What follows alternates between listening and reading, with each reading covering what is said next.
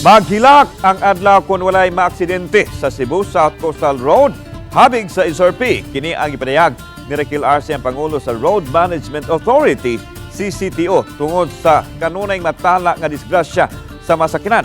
Sama na lang sa 8 ka managlahing aksidente sa masakinan.